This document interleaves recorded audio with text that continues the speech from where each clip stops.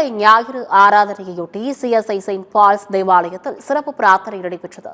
Easter பண்டிகைக்கு முந்தைய ஞாயிறான இன்றைய குருத்தோலை ஞாயிறாக கிறிஸ்தவ மக்கள் தமிழகம் முழுவதும் பெரும் விமரிசையாக கொண்டாடி வருகின்றனர்.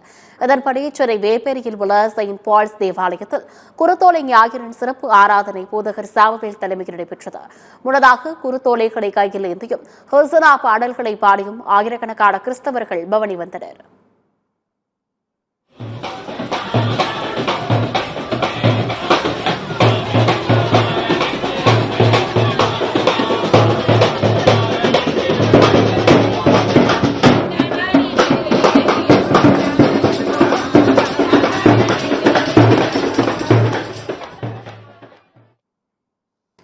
இந்த சிறப்பு ஆராதனையில் சத்தியம் தொலைக்காட்சி நிர்வாக இயக்குநர் டாக்டர் ஐசக் லிவிங்ஸ்டோன் குடும்பத்துடன் பங்கேற்றார்.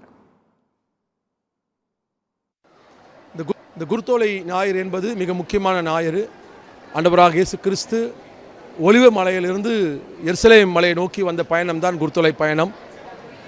ஆலயம் என்பது ஒரு சிலருக்கு மட்டுமே இருந்தது என்பதை தகர்த்து எல்லோருக்கும் என்னுடைய ஜெப வீடு என்று சொல்லி ஆலயத்தை முழுமையாக அனைவருக்கும் சொந்தமாக்கிக் கொள்ள ஆண்டவராக இயேசு கிறிஸ்து சொந்த பவனி தான் அந்த பவனி. இந்த பவனியின் மூலமாக கடவுள் சமத்துவத்தை, நீதியை, அவருடைய சமாதானத்தை, தாழ்மையை நம்ம கற்றுக் கொடுத்திருக்கின்றார். இதேபோல் சென்னையில் உள்ள அனைத்து கிறிஸ்தவ தேவாலயங்களிலும் குருத்தோலை ஞாயிறை முன்னிட்டு ஏராளமான கிறிஸ்தவர்கள் கையில் குருத்தோலை ஏந்தி பவனி வந்தனர். இந்த வரிசையில் சென்னை திருவல்லிக்கேணி நல் மேய்ப்பர சமயத்தினர் கைகளில் குருத்தோலை ஏந்தி ஹொசனா பாடல் பாடியவாறு பவனி வந்தனர்.